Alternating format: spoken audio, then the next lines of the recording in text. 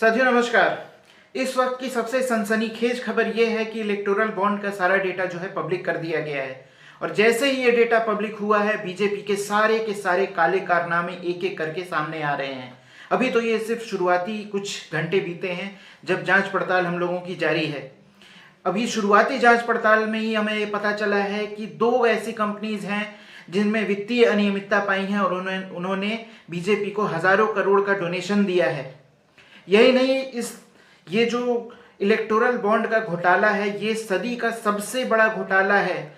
इस घोटाले को करने के लिए बीजेपी ने संसद का प्रयोग किया, बाकायदा कानून बना करके इसको लीगलाइज किया।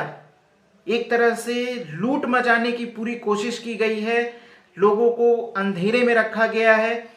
मैं शुक्रगुजार हूं हमारे chief justice Shri DY Chandrachud ji का, जिन्होंने इस जो गुब्बारा बीजेपी 10 साल से लगातार फुला रही थी उसमें पिन चुभा करके इसमें छेद कर दिया है।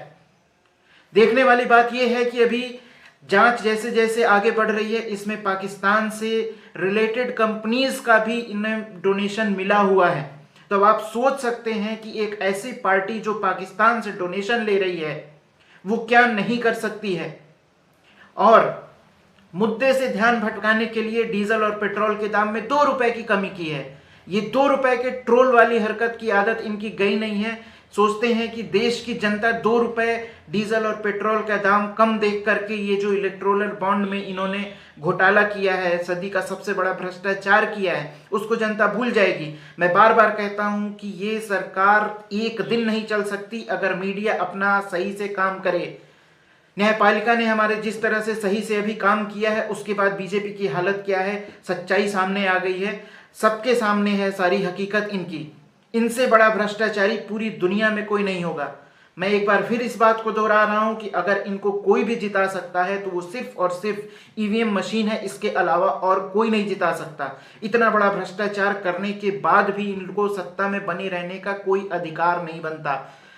इस देश का अब तक का सबसे भ्रष्ट प्रधानमंत्री नरेंद्र मोदी है, जिन्होंने भ्रष्टाचार को करने के लिए सदन का प्रयोग किया, कानून बनाए, इलेक्टोरल बॉन्ड को लाए जिससे भ्रष्टाचार कर सकें।